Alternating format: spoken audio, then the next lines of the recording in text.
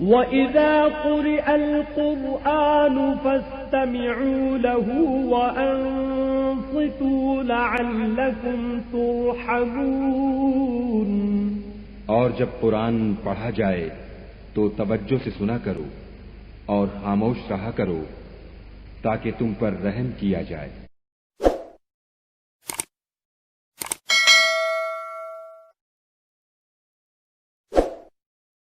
بسم اللہ الرحمن الرحیم۔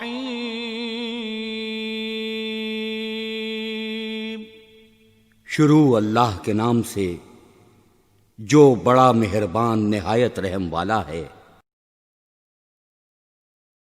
وَأَتِمُّوا الْحَجَّ وَالْعُمْرَةَ لِلَّهِ فَإِنْ أُحْصِرْتُمْ فَمَا اسْتَيْسَرَ مِنَ الْهَدْيِ ولا تحلقوا رؤوسكم حتى يبلغ الهدي محله فمن كان منكم مريضا أو به أذى من رأسه ففدية من صيام أو صدقة أو نسك فإذا أمنتم فمن تمتع بالعمرة إلى الحج فما استيسر من الهدي فمن لم يجد فصيام 3 أيام في الحج و7 إذا رجعتم تلك 10 كاملة ذلك لمن لم يكن أهله حاضر المسجد الحرام واتقوا الله واعلموا أن الله شديد العقاب۔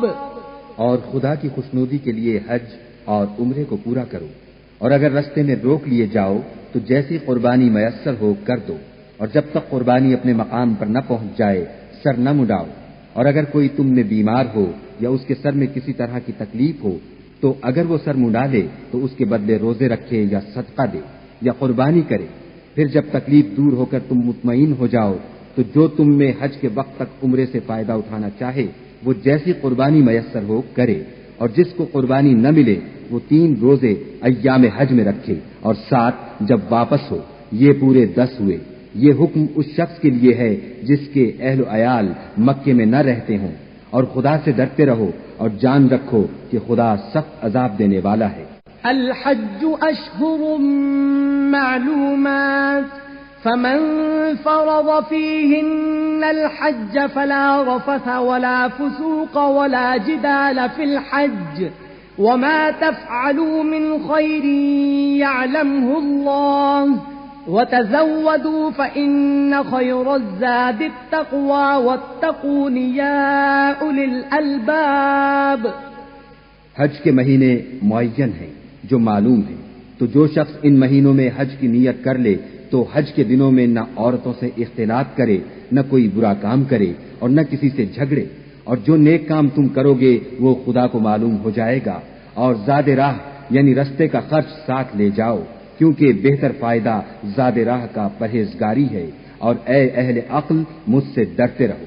ليس عليكم جناح أن تبتغوا فضلا من ربكم فإذا أفضتم من عرفات فاذكروا الله عند المشعر الحرام واذكروه كما هداكم وإن كنتم من قبله لمن الضالين۔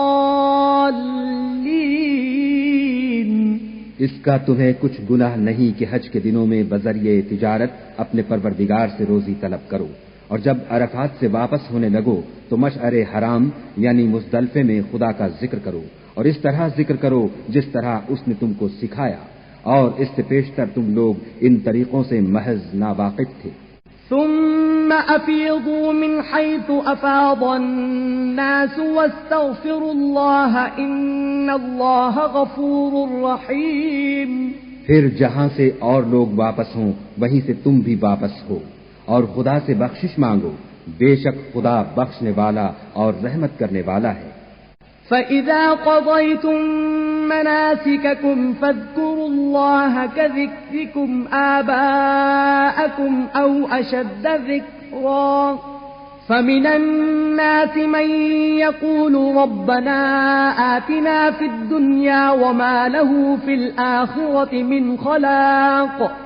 پھر جب حج کے تمام ارکان پورے کر چکو تم مینا میں خدا کو یاد کرو جس طرح اپنے باپ دادا کو یاد کیا کرتے تھے، بلکہ اس سے بھی زیادہ.